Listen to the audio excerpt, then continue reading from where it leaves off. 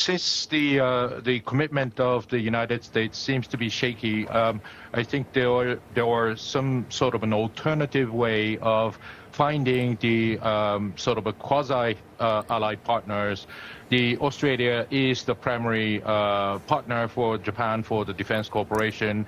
UK as well as Philippines are the two other candidates for the sort of a quasi status of alliance, which does not necessarily mean that we are abandoning the relationship with the United States, but we need to expand our relationship in the region, and Australia is definitely the major partner for Japan in order to increase the deterrence capabilities against China.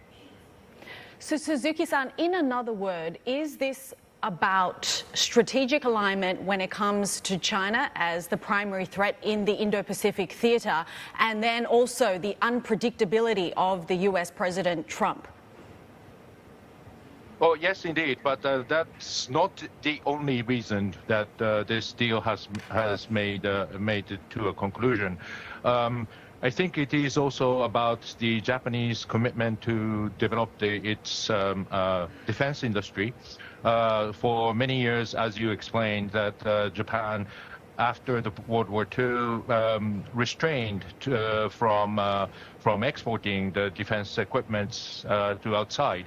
But since 2014, there are changes of the regulations, which allows much looser regulations on the exports towards the alliance, and to make the international cooperation for defense capabilities is now being considered as a contribution. And also, this is a very significant impact. This has a very significant impact on the defense industry.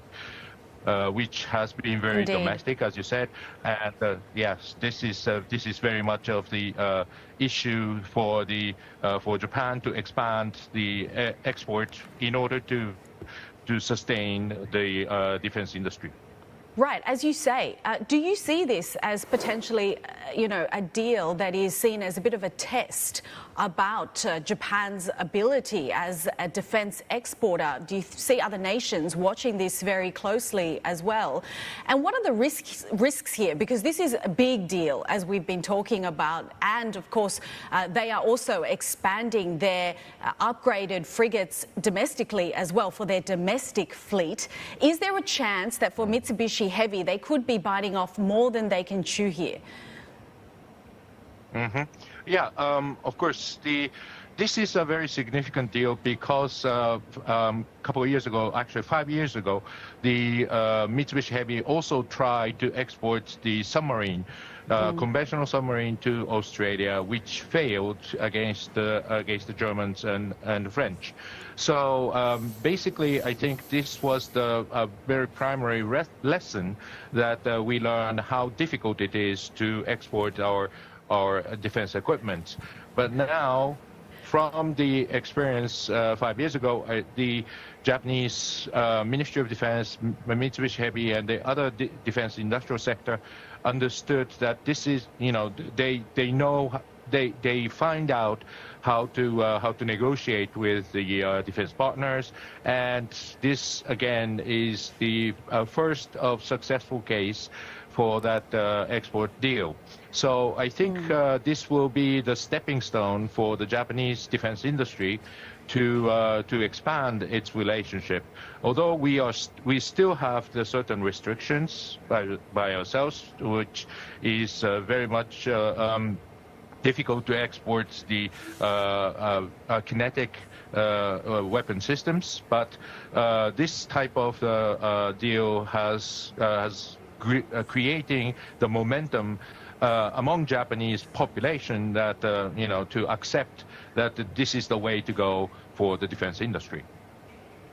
And what do you see then, Suzuki-san, to be the major execution risks on the horizon? Because when you look at what domestic Australian media is saying, you know, there's been many issues when it comes to naval requirements, and Australia being a difficult customer, frankly speaking, in terms of needing revisions, delays and so forth.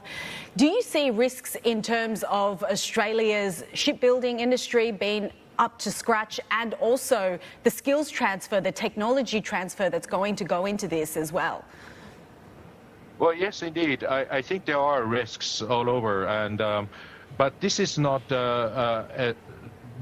limited to the Australian case. Any defense export is very difficult, and transfer of technology is also very much of the concern.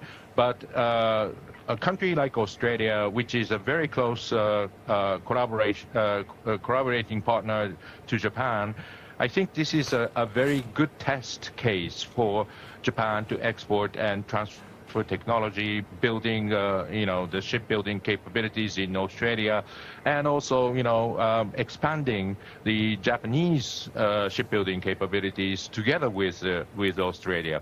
So probably I think this will be giving us more better lessons to learn how to make this very difficult deals and difficult procedures of transferring technologies. And probably, it will be more difficult to, for example, export to the Philippines or even the United States. So I think, this is a very good test case, and this is something that we need to overcome.